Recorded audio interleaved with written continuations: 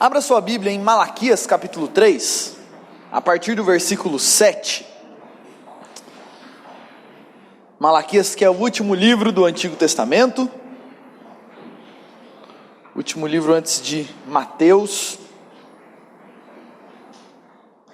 capítulo 3, versos 7 a 12.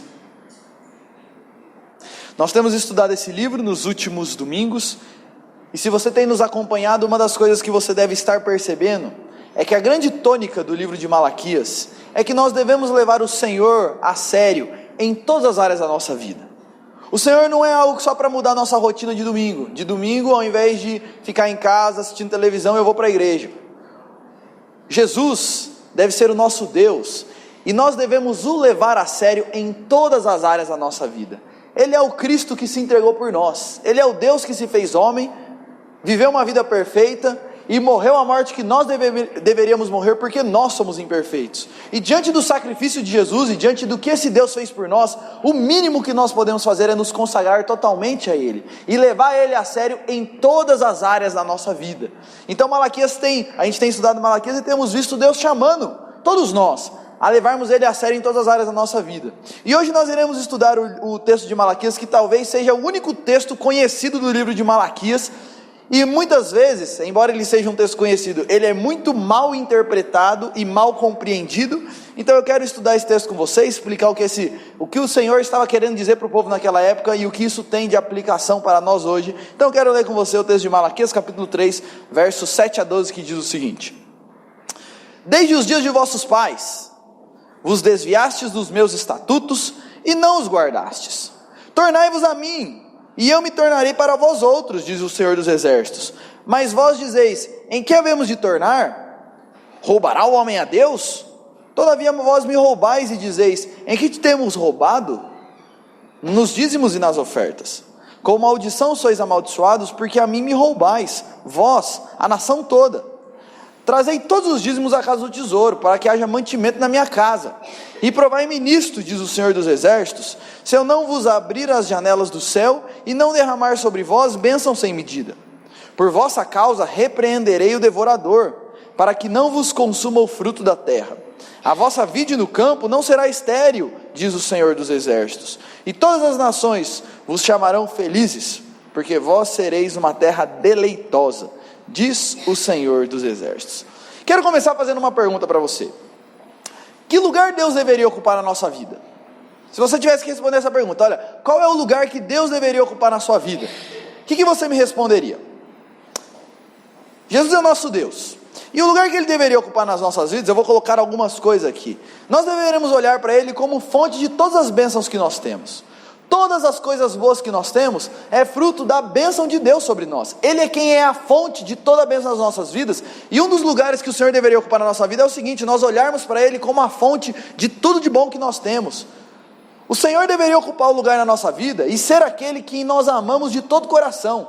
E nós dedicamos o melhor de nossas vidas, do nosso tempo, dos nossos talentos a Ele. Esse é o lugar que Ele deveria ocupar nas nossas vidas. Ele deveria ser sempre o nosso refúgio e fortaleza. Nos momentos de ansiedade, nos momentos de preocupação, nos momentos de insegurança, eu corro para quem? Esse deveria ser o lugar que o Senhor ocupa na minha vida. Como nós cantamos, Ele é o nosso refúgio e fortaleza. Ele deveria ser a fonte de todo prazer e de toda alegria. Aquele em quem eu projeto a minha alegria. E eu sei, olha, as coisas desse mundo não tem nada para me oferecer de duradouro, mas o Senhor é a fonte de toda alegria. Esse deveria ser o lugar que o Senhor ocupa nas nossas vidas. Nós deveríamos nos submeter totalmente e nos devotar a Ele. Afinal, Ele morreu por nós. Ele é o Deus maravilhoso, o único que é sábio o suficiente para guiar as nossas vidas. Ele é o nosso Criador. Esse é o lugar que o Deus deveria ocupar na nossa vida. Mas aí eu faço uma segunda pergunta para você. Ok, na teoria, esse é o lugar que Jesus deveria ocupar na nossa vida. Mas na nossa cultura, quem que ocupa esse lugar? Pare um pouquinho e pense. Por 5 segundos. Na nossa cultura, quem ocupa esse lugar na vida das pessoas? E eu vou responder para você. De maneira geral, sabe quem ocupa? O dinheiro. Eu não sei se você já parou para pensar nisso, mas na nossa cultura, quem é a fonte de todas as bênçãos? É o dinheiro. E as pessoas vivem pensando que tudo que elas têm é fruto do quê? Da força do braço delas, que trabalharam para conquistar o dinheiro que elas têm. E se eu tenho tudo que eu tenho, é porque eu tenho me esforçado. E muitas vezes a gente olha para os outros e fala, enquanto você está aí dormindo, eu estou trabalhando, vai trabalhar. E muitas vezes nós olhamos para a fonte de todos os nossos bens como dinheiro, é isso que me dá o tudo de bom que eu tenho. Quem as pessoas amam e dedicam o melhor de suas vidas? De maneira geral é para o Senhor? De maneira geral é para o dinheiro. Se é por dinheiro, a pessoa acorda cedo, dorme tarde, faz coisa que ela não faria nunca. Nós vivemos essa cultura, e é uma cultura frenética por trabalho, porque no fim as pessoas querem dinheiro, dinheiro, dinheiro e dinheiro. Quem é o refúgio e fortaleza das pessoas? O dinheiro.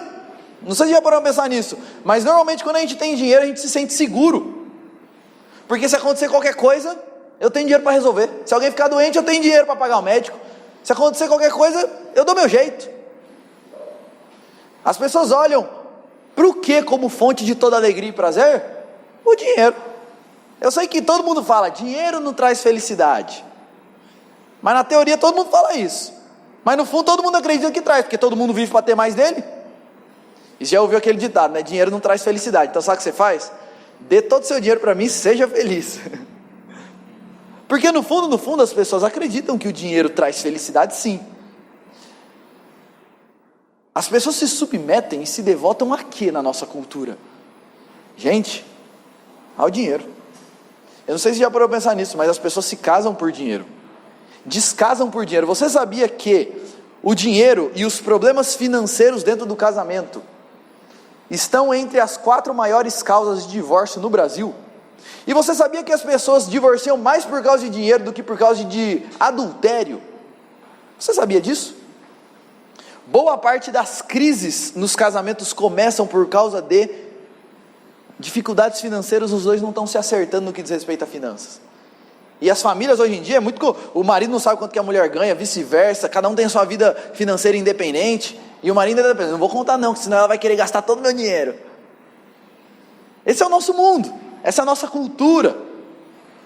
E por que eu estou falando isso? Porque nesse texto que nós lemos, Malaquias agora está começando a trabalhar e tocar nesse ponto, que é um dos pontos mais delicados na nossa cultura, que é a questão do dinheiro. Se você está aqui, desde o primeiro dia que nós temos trabalhado a série de Malaquias, eu vou fazer uma recapitulação bem rapidinho aqui. Nos primeiros 5 versículos, Malaquias começa o livro falando da declaração de amor de Deus. Deus fala para o povo, eu tenho amado vocês desde sempre, eu vos tenho amado, eu tenho cuidado de vocês, vocês são meu povo precioso. E com base nesse amor de Deus pelo povo dele, Malaquias então começa a trabalhar várias coisas nas quais o povo deve levar Deus a sério. Então ele vai falar, olha, então o que diz respeito ao culto de vocês, vocês têm que me oferecer o melhor de vocês e não o pior. Isso ele trabalhou lá nos versículos 6 a 14, quando ele fala, para de me oferecer um animal manco, cego, me ofereçam o melhor. Depois, no capítulo 2, versos 1 a 9, ele vai falar para a gente levar também a sério a palavra de Deus na nossa vida. Ele é o Deus que nos ama, então nós precisamos levar a palavra dele a sério na nossa vida. Depois, no capítulo 2, versos 10 a 16, ele vai falar sobre a nossa vida amorosa, e ele vai falar que inclusive na vida amorosa, é preciso levar o Senhor a sério, e é preciso fazer do Senhor o nosso centro, e aquele que nos dirige, porque ele não deve ser só, a gente não pode separar a nossa vida em várias coisas, tem a minha vida amorosa, minha vida financeira, minha vida de lazer, e Deus diz respeito à minha vida religiosa. Não, Deus diz respeito a tudo, Ele tem que ser o Senhor sobre a minha vida como um todo, e é por isso que eu devo levar Ele a sério, inclusive na minha vida amorosa. Falamos na semana passada que levar Jesus a sério envolve viver uma vida de constante arrependimento, fazendo uma revisão constante da nossa vida, e agora Ele vai entrar na parte de dinheiro, mostrando o seguinte, gente, vocês têm que amar o Senhor e não amar o dinheiro, vocês têm que servir ao Senhor e não servir ao dinheiro. E o grande ponto aqui, gente, preste atenção nisso, que isso daqui é uma das coisas que você não pode perder de vista. Deus não está nem um pouco preocupado com o nosso dinheiro. Ele não precisa do nosso dinheiro, Ele é dono de tudo. Inclusive o dinheiro que está na sua mão, foi Ele que colocou, e se Ele não quisesse colocado, se Ele não quisesse ter colocado, Ele não colocava. O grande ponto aqui desse texto, e quando a Bíblia trata a questão financeira, não é o dinheiro e o valor em si, mas a grande questão é se nós temos um coração de fato consagrado ao Senhor ou não, e se de fato nós amamos ao Senhor mais do que tudo ou não, e se de fato Ele é o Rei das nossas vidas ou não. E a maneira como nós lidamos com o dinheiro vai revelar muito disso. E esse é o grande ponto que nós não podemos perder de vista aqui. Então, ditas essas coisas, eu quero agora entrar no texto, explicar esse texto e depois fazer algumas colocações e algumas aplicações, trazer esse texto para nós. Bom, o texto começa com Deus fazendo uma acusação para o povo. Ele vai dizer o seguinte: desde os dias dos vossos pais, vocês estão se desviando dos meus estatutos. Aqui é importante, para você entender esse texto e o que Deus está colocando aqui para o povo, é importante você entender que Deus, quando ele chama Abraão, lá em Gênesis 12, depois Gênesis 17, ele fez um combinado, uma aliança com o povo dele. Ele chamou Abraão e falou assim: Abraão, é o seguinte, eu vou fazer um compromisso com você. Eu vou proteger você, eu vou abençoar você, eu vou dar uma terra para você, eu vou dar um reino para você, e eu vou usar você e todos os seus descendentes para abençoar todas as nações da terra. Deus escolheu Abraão e escolheu formar uma nação por meio de Abraão, e escolheu, então, fazendo uma aliança com Abraão, abençoá-lo de modo que por meio dele ele ia abençoar todas as nações e todas as famílias da terra. Essa era a parte de Deus na aliança que ele fez com o povo. A parte do povo na aliança, e Deus falou: ó, eu vou fazer isso, e o que eu peço de vocês? Eu amo vocês, eu escolhi vocês, eu fui até vocês, eu livrei vocês, eu tirei vocês da escravidão do Egito, me sirvam, me obedeçam. E os termos da aliança, mas obedecer em quê? Quando você lê lá Gênesis, Levítico, Números e Deuteronômio, você vai ver quais são os termos da aliança para o povo, no que eles deveriam obedecer. Então Deus chama o povo, faz um combinado de: olha, eu vou fazer tudo isso daqui por vocês, e ele fala: e vocês me obedeçam de volta, me sirvam, caminhem comigo. E uma coisa que fica muito clara no Antigo Testamento, é que nesses termos da aliança e no compromisso que Deus fez com o povo, ele diz o seguinte: se vocês me obedecerem, eu vou abençoar vocês. E as bênçãos no Antigo Testamento tem muito a ver com, por exemplo, vai ter chuva para a plantação de vocês, os animais de vocês vão ser prósperos, as plantações de vocês vão frutificar abundantemente. Tem muito a ver com as questões materiais da época, e principalmente eles viviam numa sociedade de agricultura, de criação de gado, e tem muito a ver com as bênçãos de Deus, tem a ver com isso. E Deus também falou: e se vocês não me obedecerem, isso vai gerar maldição. E a maldição tem a ver com o quê? Vai parar de chover, as plantações vão dar praga, os animais não vão reproduzir tanto. Então Deus chamou o povo dessa forma e firmou uma aliança com o povo dessa forma. A gente está falando do Antigo Testamento. No Novo Testamento, essa mesma aliança de Deus com o povo dele, e agora estamos falando da gente, continua, mas com uma diferença, com algumas diferenças na verdade. Primeiro, e por causa de Jesus, primeiro, Jesus obedece toda a aliança no nosso lugar.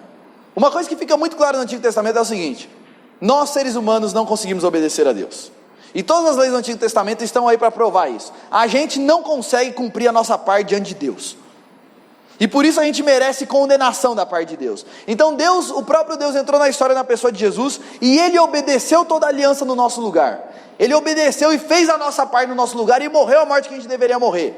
E louvado seja Deus por isso, porque se dependesse da gente, a gente estava perdido. Então ele obedece no nosso lugar, e as bênçãos que nós recebemos, e essa é uma coisa importante, não são bênçãos materiais, não tem a ver com chover, com a gente ficar rico, com ter carro zero na garagem. Muitos vão dizer isso por aí, mas as bênçãos que Deus veio para nos trazer, e a aliança do Novo Testamento deixa isso muito claro, não são bênçãos materiais, mas tem a ver com bênçãos espirituais. O perdão dos nossos pecados, a certeza de vida eterna, a certeza que se eu morrer eu vou estar no céu com Deus, paz de espírito, alegria, o Espírito Santo habitando em nós. Tudo isso são as grandes bênçãos que o dinheiro não compra, e é muito melhor do que qualquer coisa que alguém possa ter e conquistar nessa vida. E uma coisa que a gente vê também no Novo Testamento, é que a desobediência, viver uma vida com Deus em desobediência, gera disciplina da parte dele. Ou seja, Deus como um pai, e até isso é uma coisa que Deus faz porque ele ama, como um pai ele disciplina os seus filhos. Por quê? Você que já teve filho, se você não disciplinar uma criança, ela cresce achando que o errado é certo, ela cresce achando que fazer errado está tudo bem. Então a disciplina vem como da parte dos pais, porque amam seus filhos e querem mostrar para os filhos o que está errado. A Bíblia vai dizer que Deus age da mesma forma com a gente. Tanto no Antigo Testamento ele agia assim com o povo, quanto hoje com a gente, no Novo Testamento ele age assim conosco. E Deus então chama o povo dessa aliança e diz o seguinte: vocês estão se desviando da minha aliança, e tornai-vos a mim, e eu vou me tornar a vós. Ele está chamando o povo: se arrependam, voltem para mim, reavivem o desejo de me servir e de me obedecer, agarrem a aliança com todo o coração. Mas o povo questiona: e a gente tem que se voltar no quê? Como assim? Ele vai dizer, mas vós dizeis, em que havemos de nos tornar? No que a gente está desobedecendo ao Senhor? No que a gente está falhando? E aí entra essa parte de dízimos e ofertas, e o que Deus vai ensinar aqui nesse texto, para todos nós, é que nós devemos amar ao Senhor com tudo, e honrar ao Senhor com tudo, inclusive com o nosso bolso. No versículo 8 e 9 ele vai dizer, roubará o homem ao Senhor? Todavia vocês me roubam, e dizem, no que te roubamos? Nos dízimos e nas ofertas. E aqui, gente, e é importante dizer isso, a aliança tinha muitas coisas. Deus aqui está só destacando um dos aspectos da aliança. Dízimos e ofertas é um dos aspectos da aliança do Antigo Testamento, que Deus tinha com o povo, que ele está trazendo, olha, vocês estão me desonrando nisso. E perceba como ele coloca, ele vai falar assim, ó, Deus é dono de tudo, como é que o homem pode roubar a Deus? Mas o grande ponto é que na aliança, existia um combinado e existia uma palavra de Deus para o povo, dizendo o seguinte, de tudo o que eu colocar na mão de vocês, separem 10%, 1/10, e entreguem na casa do tesouro, ou lá no templo, para que haja mantimento na minha casa. E eu já vou explicar melhor isso. Mas na época, como é que funcionava isso? Eu tinha lá, nasceu 10 bezerros novos, 10 cabritinhos novos lá na minha criação de gado. Eu separava um, ia lá e entregava. Tive lá minha colheita, colhi lá, sei lá, 1 tonelada colhi 10 quilos de alguma coisa, separa 1 quilo e levo lá. E tudo que Deus fazia prosperar nas suas mãos, esse era o combinado, vocês separavam e entregavam, por quê?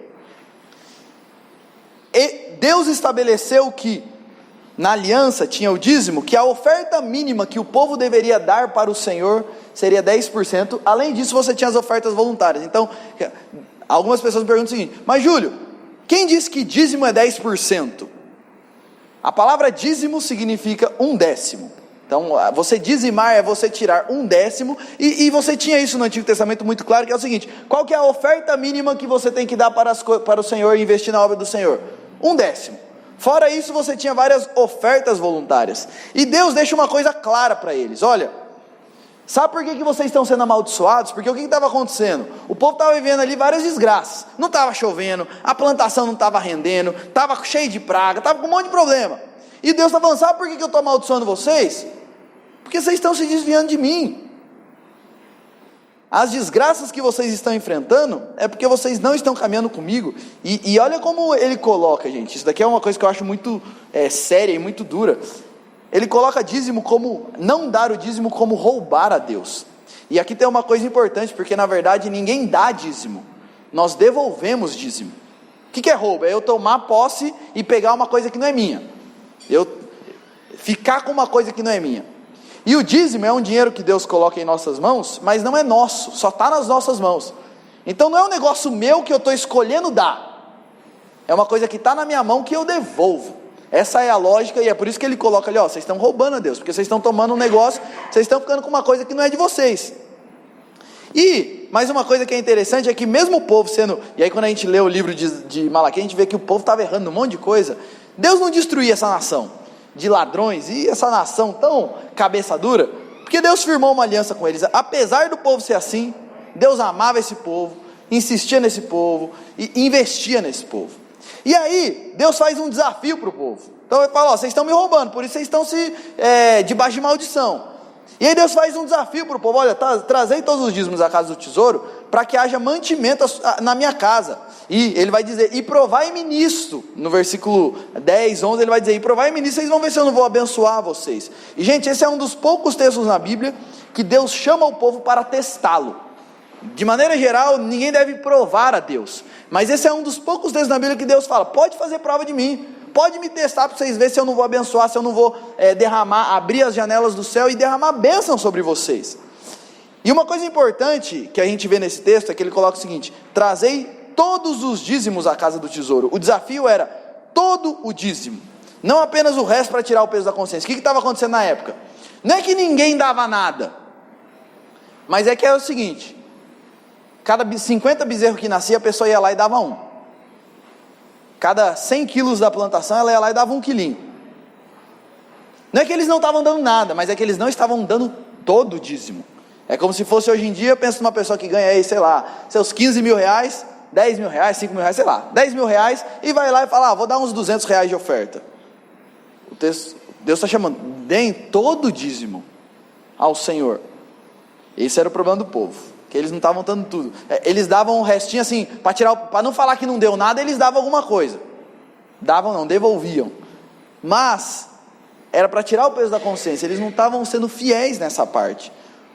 E ele vai falar da casa do tesouro, que era o lugar onde se armazenavam os dízimos antes da distribuição. Lembre-se disso, as pessoas não tinham salário na época, então todo o dízimo era dado em forma de mantimentos, em forma de gado, questões de colheita e assim por diante. Então existia um armazém onde isso era armazenado antes de ser distribuído. E os dízimos eram usados para quê naquela época?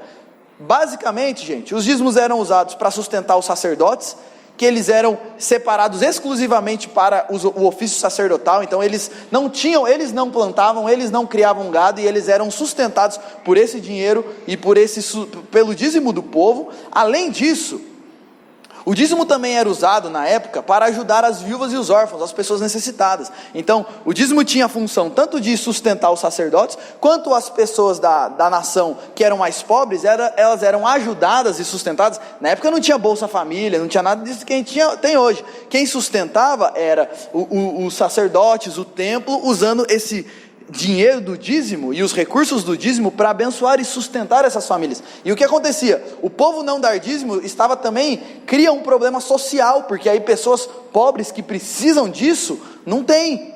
E na época, lembre-se de outra coisa, na época você não tinha INSS, não tinha, o marido morreu, a mulher recebe pensão por morte. Uma mulher, quando ela ficava viúva, ela não trabalhava de maneira geral. Então, quando uma mulher ficava viúva na época, ela ficava sem sustento. E da onde vinha o sustento dela? Os dízimos e ofertas eram usados para sustentar e para ajudar as pessoas necessitadas também da nação. Bom, isso daqui a gente está falando de Antigo Testamento, da época aqui de Malaquias. A pergunta é, Júlio, tá bom, mas Jesus veio, um monte de coisa mudou. O dízimo continua válido no Novo Testamento? Esse é um questionamento que muita gente faz para a gente.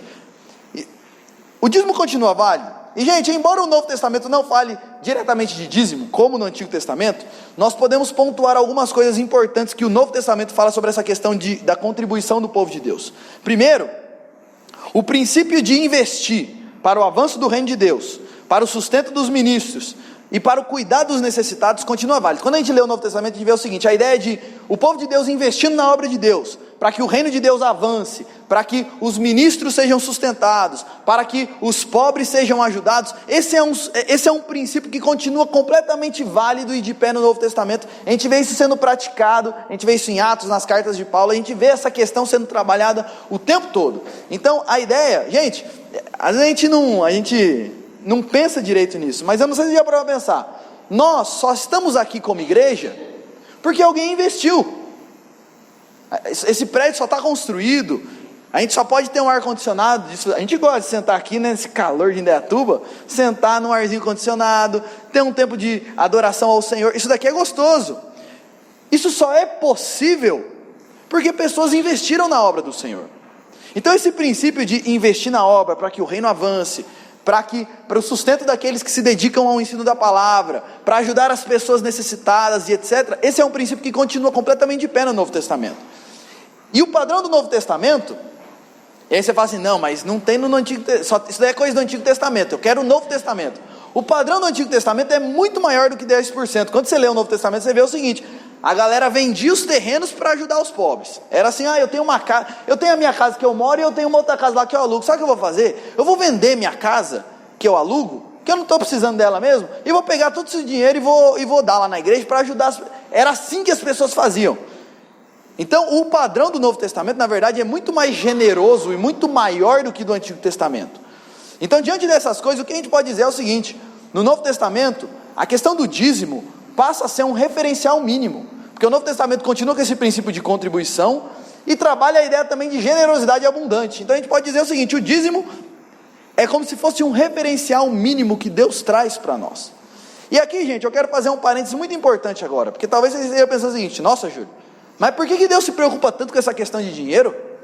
Será que Deus é um Deus ganancioso? Um Deus mesquinho? Por que de tudo isso? E gente, o grande ponto, e eu quero repetir isso: Deus não está preocupado com o nosso dinheiro. Ele não está preocupado com o quanto é dado ou coisas assim. A grande questão é que a falta de dízimos e ofertas revelava um problema do coração daquele povo, e revela muitas vezes um problema do nosso coração. A falta de investir nas coisas de Deus, inclusive financeiramente, revela um problema espiritual. Em que sentido, Júlio? Revela, por exemplo, que a confiança não está no Senhor.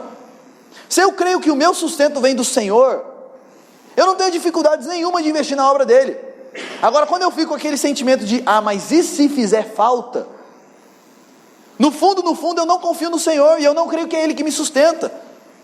Deixa eu te falar uma coisa, quem sustenta as nossas vidas não somos nós. Não é porque você acorda cedo e vai trabalhar, que você tem o que você tem. Porque é o seguinte, quem te dá saúde para levantar cedo e trabalhar? Se amanhã Deus falar, não vai levantar, não vai levantar. É Ele quem sustenta as nossas vidas por meio do nosso trabalho. Mas o nosso sustento vem do Senhor. E é por isso que a nossa confiança não pode estar no dinheiro, tem que estar no Senhor. A falta de dízimos e ofertas revelava do coração do povo que eles eram apegados e amavam o dinheiro, de modo que eles não tinham coragem de investir nas coisas de Deus. Eu não sei se você já parou para pensar nisso, mas às vezes a gente tem tanta facilidade para gastar dinheiro com tanta coisa fútil, e gasta sem pensar direito, mas a gente não tem coragem de investir de maneira generosa nas coisas de Deus.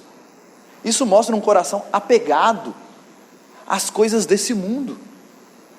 A falta dos dízimos e ofertas também revelam que eles não priorizavam o Senhor, nem davam das primícias. Isso daqui é um princípio bíblico, que os dízimos e as ofertas têm que ser dados à primícia, ou seja, logo que recebe, logo que teve a colheita, você já tira a primeira parte e dá. Não é do restante, se sobrar. Você dá logo do primeiro, porque é prioridade. E a falta de dízimos e ofertas revelava isso do coração do povo. Eles não priorizavam o Senhor, não priorizavam o culto e a espiritualidade, porque o templo e a estrutura religiosa era sustentada com esse dinheiro. Eles não estavam nem aí, se estivesse funcionando ou se não estivesse funcionando, eles não estavam preocupados em investir nisso. Também revela que eles não pensavam no próximo, porque pessoas dependiam desse dinheiro para serem sustentadas, e eles não estavam nem aí. Percebe o seguinte, a grande questão, gente, e Deus aqui não está preocupado com o dinheiro, Deus está preocupado com o que essa questão financeira revela sobre o coração do povo dele. Sabe qual que é o grande problema do dinheiro? E Jesus vai nos dizer lá em Mateus 6,24, ninguém pode servir a dois senhores, porque ou há de aborrecer-se de um e amar o outro, ou se devotará a um e desprezará o outro. Não podeis servir a Deus e as riquezas. Sabe o que Deus coloca? Não tem como você servir ao Senhor Jesus e servir ao dinheiro juntos. Sabe qual é o maior concorrente de Deus desde sempre? O dinheiro. E não tem como, porque o grande ponto aqui que Jesus trabalha é o seguinte: ou você serve ao Senhor e vai usar o seu dinheiro, inclusive o seu dinheiro para servir ao Senhor, ou você vai amar o dinheiro e vai deixar o Senhor de lado. Não tem como fazer as duas coisas ao mesmo tempo. 1 Timóteo 6, 9 e 10, o texto vai dizer: ora, os que querem ficar ricos caem em tentação e cilada, e em muitas concupiscências insensatas e perniciosas, as quais afogam os homens na ruína e na perdição. Olha o que esse texto está dizendo. Quem quer ficar rico, e só um detalhe, o problema não é ter dinheiro, o problema é querer dinheiro. Quem quer ficar rico cai em tentações, ciladas, concupiscências insensatas e perniciosas, e afogam-se em ruína e perdição. Você já conheceu pessoas que se perderam por causa de dinheiro? Já conheceu famílias que se perderam por causa de dinheiro? Você já conheceu pessoas que na sua vida espiritual se perderam por causa de dinheiro? Começaram a se iludir com os prazeres e com as coisas que esse mundo tem para oferecer, terreno e passageiro, e foram deixando a sua vida de Deus de lado, com Deus de lado? Ele continua: o amor ao dinheiro é a raiz de todos os males, e alguns nessa cobiça se desviaram da fé, e a si mesmos se atormentaram com muitas dores. O problema não é ter dinheiro, o problema é amar o dinheiro. A grande questão aqui, gente, de Deus, Ele está preocupado com o bem do seu povo, que muitas vezes cai nessa tentação de amar o dinheiro, e se coloca e se mete em muitas ciladas, e em muitos caminhos autodestrutivos. O amor ao dinheiro, gente, continua sendo um problema hoje. E eu faço uma pergunta para você: você se considera uma pessoa dominada pelo dinheiro? E talvez você olhe e fale: não, Júlio, eu? Que isso, eu nem dinheiro tenho, coitadinho de mim. eu mal consigo pagar minhas contas. Eu quero, antes de eu continuar e falar algumas coisas sobre isso, 3 lembranças para você. Primeiro, você não precisa ter dinheiro para amar o dinheiro. Eu conheço muita gente que tem muito dinheiro e não ama o dinheiro, e um monte de gente que não tem nada de dinheiro e ama o dinheiro. Eu falei aqui hoje de manhã, mas eu lembro uma vez um empresário lá da igreja de onde eu vim, que teve uma vez que teve um missionário que estava querendo, a ideia era, ele queria comprar um terreno para construir uma igreja num lugar, e assim, a questão era bastante dinheiro. E aí a igreja lá falou, vamos fazer uma oferta especial aqui para mandar uma oferta lá e ajudar o missionário nesse propósito, mas a oferta que a igreja levantaria não chegaria perto daquilo que precisava para todo o montante. E no final do culto, fizeram a oferta, no final do culto, um empresário lá da igreja chegou, uma pessoa rica, chegou lá no tesoureiro e falou assim, olha, depois vocês contam aí certinho, e vê aí, quanto faltar, pode deixar que eu completo. Tranquilo. Há pessoas que têm dinheiro e não amam o dinheiro. Não só apegado ao dinheiro, mas o contrário também é verdadeiro. Há muitas pessoas que não têm dinheiro, mas amam o dinheiro, sonham com dinheiro. Os sonhos dele têm a ver com ter mais coisas. Ele fica olhando para os outros e fica desejando, cobiçando. Você não precisa ter dinheiro para amar o dinheiro. Uma segunda lembrança importante, quando a gente fala sobre esse assunto, é que todo mundo assume que vive num mundo ganancioso. Se eu perguntasse aqui, quem aqui acha que a gente vive num mundo ganancioso, levanta a mão. Acredito que todo mundo levantaria a mão, né? Aí se eu fizesse uma segunda pergunta, quem aqui se acha uma pessoa gananciosa, levanta a mão. Acredito que ninguém levantaria a mão. Porque todo mundo é assim, todo mundo assume que a gente vive num mundo ganancioso, mas ninguém se assume ganancioso. E aí a maioria das pessoas fala o seguinte, Júlio, sabe que aqui é o meu problema? É que, não é que eu sou ganancioso, é que eu ganho muito pouco. Não é que eu sou ganancioso, é que, coitadinho, meu salário é muito magro. Esse é o meu problema. Eu quero trazer 2 informações estatísticas para você, que eu vi essa semana e eu me assustei. Segundo o IBGE, e uma pesquisa que foi feita em 2018, se você ganha mais de R$5.200, você está entre os 10% mais ricos do Brasil. Uau, não é? Porque quem ganha R$5.200 acha que ganha pouco, fala, nossa, não dá para nada. Quem ganha mais de R$5.200 está entre os 10% mais ricos do Brasil. Um segundo dado, você fala, Júlio, eu não estou nem perto disso. Um segundo dado, que esse daí eu fiquei mais assustado ainda. Se você ganha mais de R$1.200 por mês, você é mais rico que metade da população brasileira.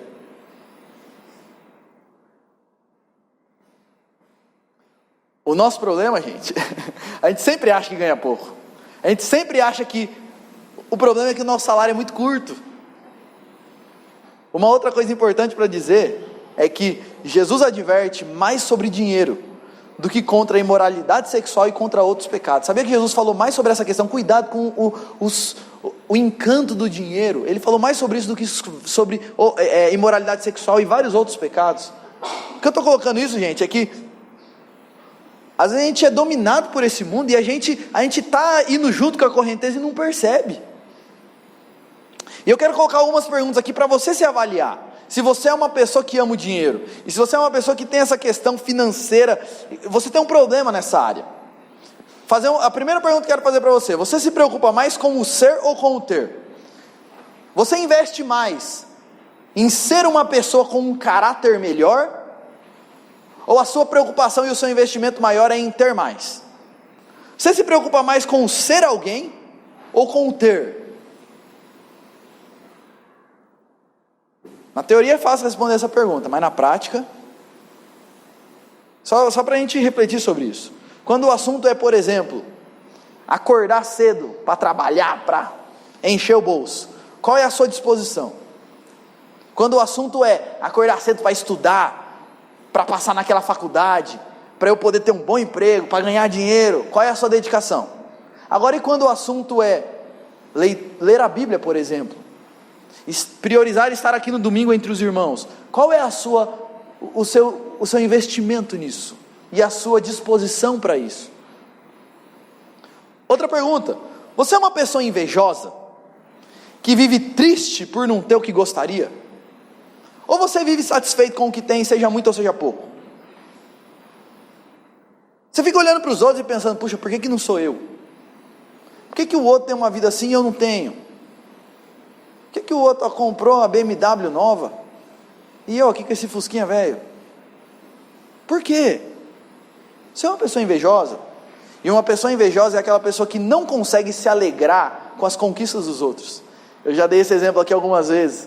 Mas agora a gente está chegando aí a época que a gente volta de férias. E aí chega lá no serviço, no trabalho, na escola, qualquer lugar. E aí, como é que foi a férias? Foi bom. Fui passear lá na casa dos meus parentes, ali em Cosmópolis. Foi uma bênção. Ah, legal. E você, para onde foi? Ah, essas férias eu fui para Disney. E aí a pessoa fala, muito feliz por você. Mas no coração fica, por que não sou eu? Eu me esforço tanto, eu me dedico tanto, eu faço tanto. Você é uma pessoa satisfeita com o que você tem? Outra pergunta, você é uma pessoa consideravelmente generosa?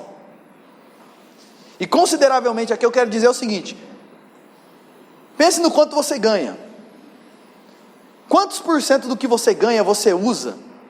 Não para você, não de maneira egoísta, mas para ajudar outras pessoas.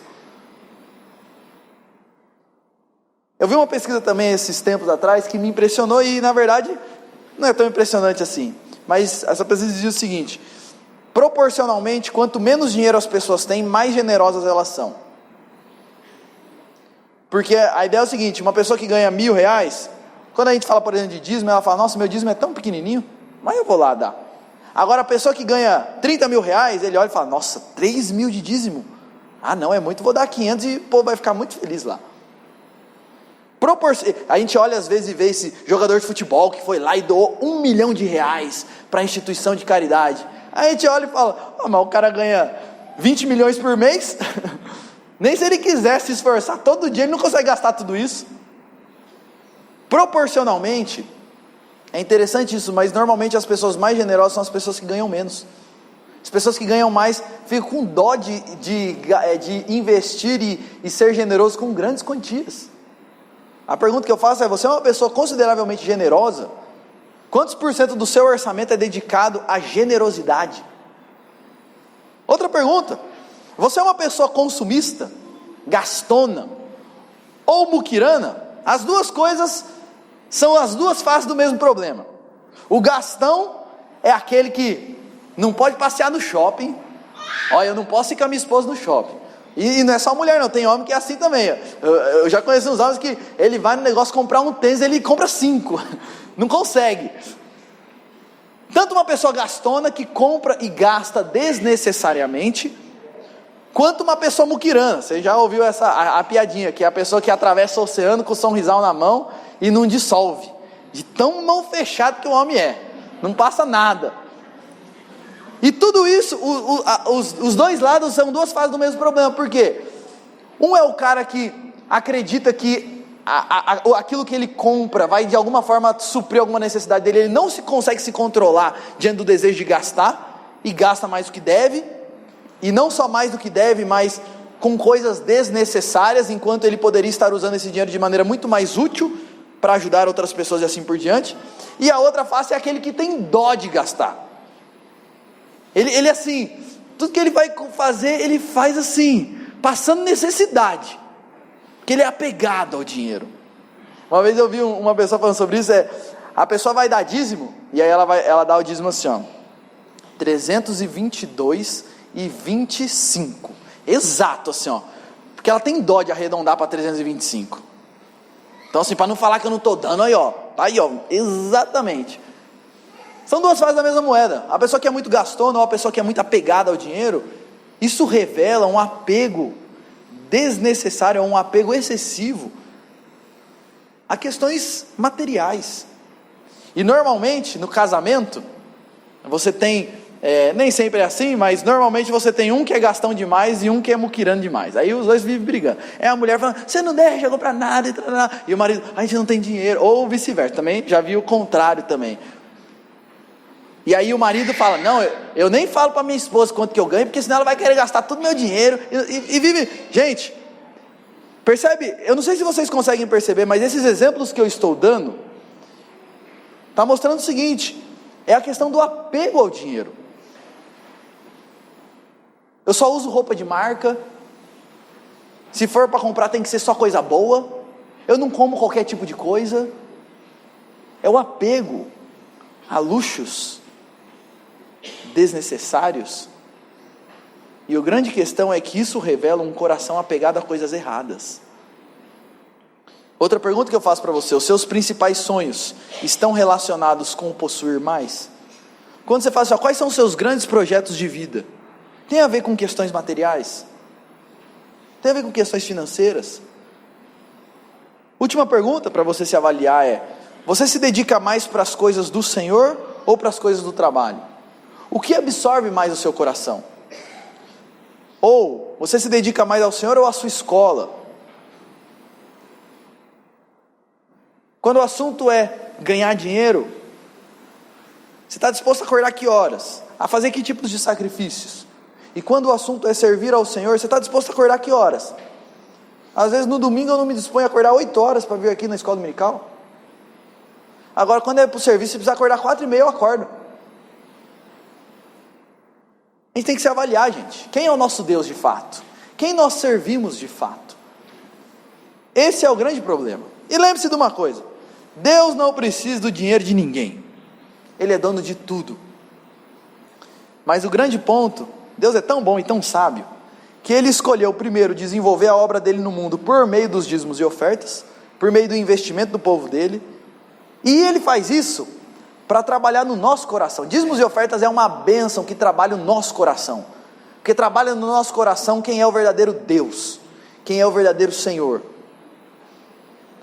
E esse texto vai terminar, então Deus faz o desafio: tragam os dízimos para que haja mantimento na minha casa, provai-me nisso, diz o Senhor dos Exércitos. E Ele fala: e se vocês forem fiéis à aliança, se vocês fizerem isso, eu vou derramar 4 bênçãos sobre a vida de vocês. E aí Ele termina a promessa de Deus falando 4 coisas. Primeiro, eu vou abrir as janelas dos céus e vou derramar sobre vocês bênçãos sem medida. E eu sei que muitos pregadores da prosperidade usam esse texto para dizer o seguinte: se você der dízimos e ofertas, Deus vai abrir as janelas do céu e vai multiplicar. Se hoje você anda com um carro de 2002, você vai andar de carro zero. Se hoje a sua casa é alugada, você vai ter casa própria, e Deus vai multiplicar, você vai ficar rico. O que Malaquias está dizendo é o seguinte: não estava chovendo na época, as plantações que precisavam das chuvas para desenvolver não estavam chovendo. Deus está dizendo o seguinte: provai-me nisso. E sabe o que eu vou fazer? Eu vou mandar chuva para vocês, eu vou abençoar vocês, para que a plantação de vocês tenham chuva para crescer. Ele vai dizer o seguinte: não só vou abrir as janelas do céu, mas por vossa causa repreenderei o devorador, para que não vos consuma o fruto da terra. Eu sei que muita gente usa esse texto e diz o seguinte: o devorador aqui é Satanás. Sabe por que você não está conseguindo pagar suas contas? Porque Satanás está comendo todo o seu dinheiro. E aí por isso que não sabe. Gente, devorador era uma espécie de gafanhoto que tinha na época. Eu vi recentemente um enxame de gafanhoto que teve lá na África. E eu vi uma imagem que eu fiquei assustado, que tinha um homem e um enxame de gafanhoto em volta dele, que você nem conseguia ver o homem de tanto gafanhoto que tinha. Era uma nuvem escura.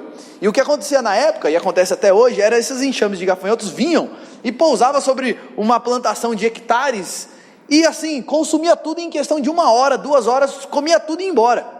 E o que estava acontecendo? Não estava chovendo, então já estava produzindo menos, e o pouco que produzia ainda vinha os gafanhotos, comia tudo.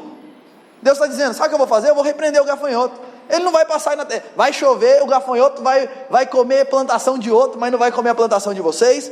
E ele vai dizer: e a vossa vide não será estéril, diz o Senhor dos Exércitos, as videiras frutificarão abundantemente. E na época, na cultura judaica, as videiras e a uva era uma fonte muito importante de alimento. Eles faziam tanto vinho, uva passa e várias outras coisas, e era uma questão importante da economia da época. E Deus está falando: eu vou fazer chover, eu vou repreender o devorador e vou fazer a videira frutificar abundantemente. E o texto vai terminar com uma última promessa linda, versículo 12: e aí todas as nações vos chamarão felizes, porque vós sereis uma terra deleitosa, diz o Senhor dos Exércitos. Deus está dizendo o seguinte: e aí sabe o que vai acontecer? O pessoal que está em volta de vocês vão olhar para vocês e vão dizer: uau, que povo lindo, que terra linda, que Deus maravilhoso, que coisa maravilhosa, que terra deleitosa.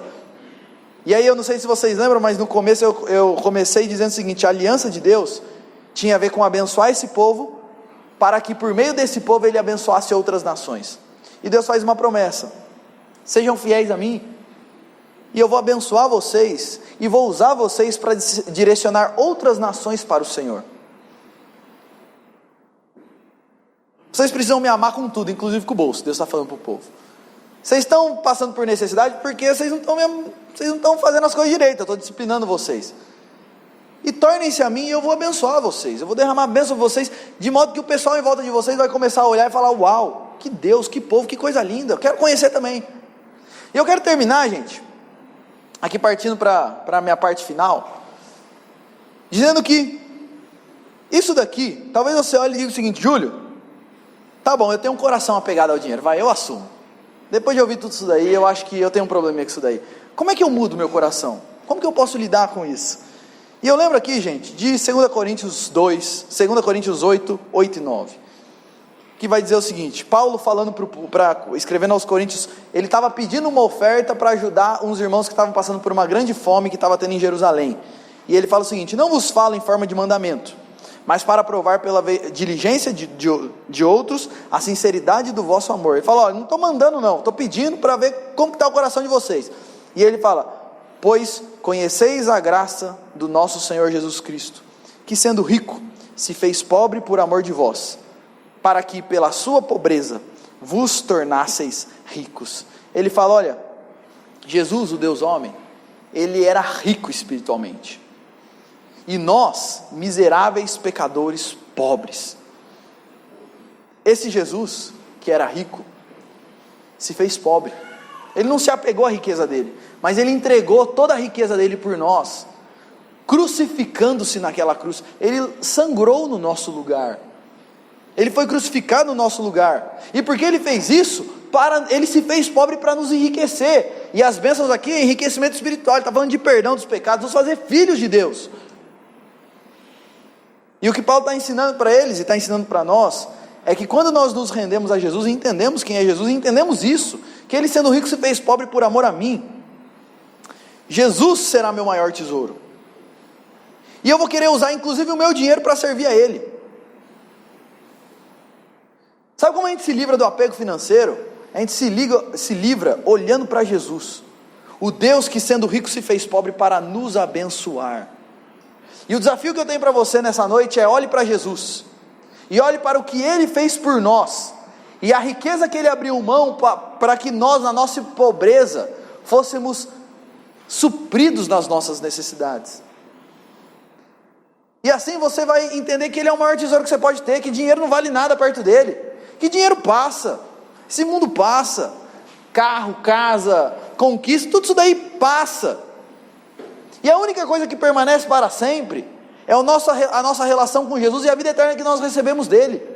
E quando nós entendemos isso, a gente vai parar de se apegar ao dinheiro, e vai começar a usar inclusive o dinheiro que Deus tem colocado nas nossas mãos para servi-lo e para abençoar outras vidas.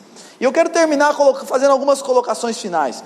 Lembre-se que a grande questão não é o dízimo e a oferta em si, mas um coração dedicado ao Senhor. Se você também for só dizimista e não tiver as outras áreas da sua vida levando o Senhor a sério, não adianta nada. Então é o seguinte: a partir de agora eu vou dar dízimo e pronto, estou fazendo a minha parte.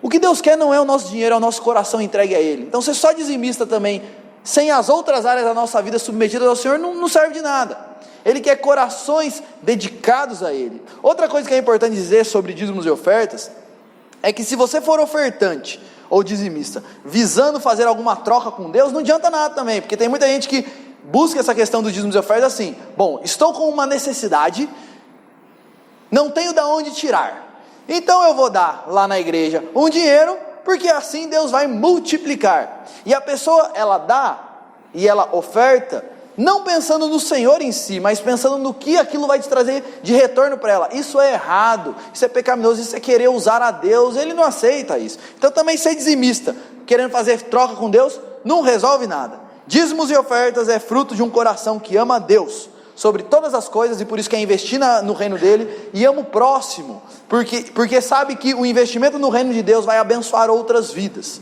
Esse é o grande ponto. Quando nós investimos no nome de Deus, nós estamos mantendo o reino de Deus avançando e abençoando diversas outras vidas.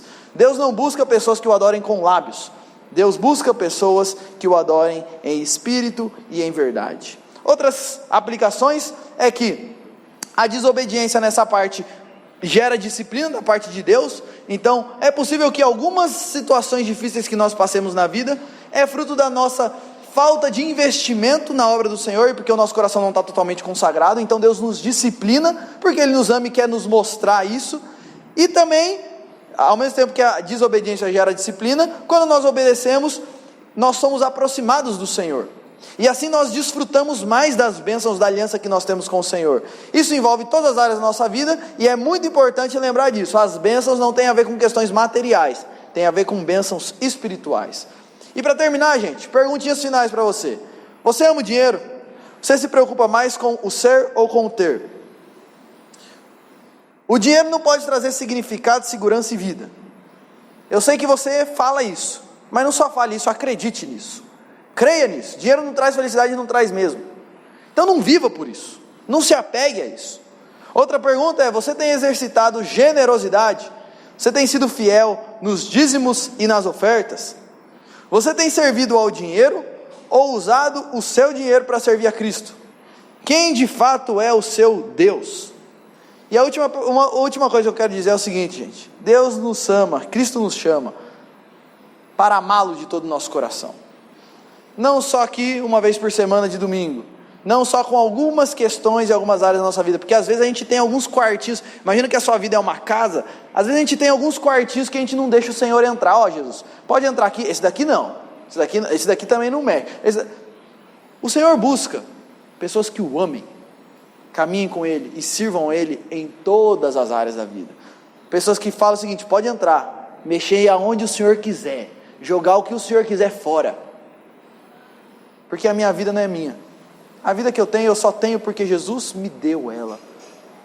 E Ele morreu por mim para que eu que agora estou vivo, não viva mais para mim mesmo, mas para servir aquele que morreu e se entregou por mim. Que Deus abençoe a nós, que Deus abençoe a nossa igreja, para que nós amemos ao Senhor de todo o nosso coração, inclusive com os recursos financeiros que Ele tem colocado na nossa vida, para que em tudo o nome de Cristo seja honrado, o reino dele avance, e nós possamos abençoar o maior número de pessoas à nossa volta. Vamos orar mais uma vez?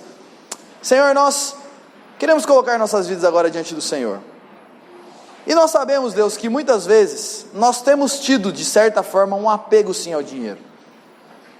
A verdade é que esse mundo fala muito sobre isso, e na grande maioria das vezes nós somos levados e iludidos pelas coisas desse mundo, que são transitórias e passageiras, e boa parte das vezes nós passamos a dedicar o melhor das nossas vidas não ao Senhor, mas às conquistas materiais desse mundo. A nossa oração, Deus, nos livra de estarmos apegados ao dinheiro, nos livra de fazer do dinheiro nosso Deus, e coloca nos nossos corações, trabalha nas nossas vidas, Deus, para que estejamos arrependidos e totalmente entregues ao Senhor, servindo ao Senhor de todo o nosso coração. Pedimos, Deus, por essa igreja, que o Senhor esteja abençoando os planos dessa igreja, levantando os recursos necessários e nos abençoando para que nós sejamos o teu povo aqui na terra, que leva o Senhor para outras pessoas e abençoa diversas vidas com aquilo que o Senhor tem colocado em nossas mãos. Trabalhe no nosso coração generosidade, e trabalhe no nosso coração devoção total ao Senhor. Essa é a nossa oração, Jesus, no nome do Senhor mesmo, que é o Deus que, sendo rico, se fez pobre para nos enriquecer. Muito obrigado por isso, porque se não fosse o Senhor, nós continuaríamos como miseráveis espiritualmente, como pessoas pobres, sem esperança, que não tem vislumbre nenhum da vida. Mas o Senhor, por amor a nós, entrou na história, morreu naquela cruz, perdoou os nossos pecados, para nos dar vida e vida em abundância. Obrigado pelas bênçãos que temos em Cristo Jesus, e faça com que isso se transforme no nosso maior tesouro, e que nós valorizemos o Senhor e as coisas do Senhor e o nosso Senhor Jesus Cristo mais do que tudo. Trabalha isso em nós, é o que nós oramos e pedimos no nome de Jesus, amém.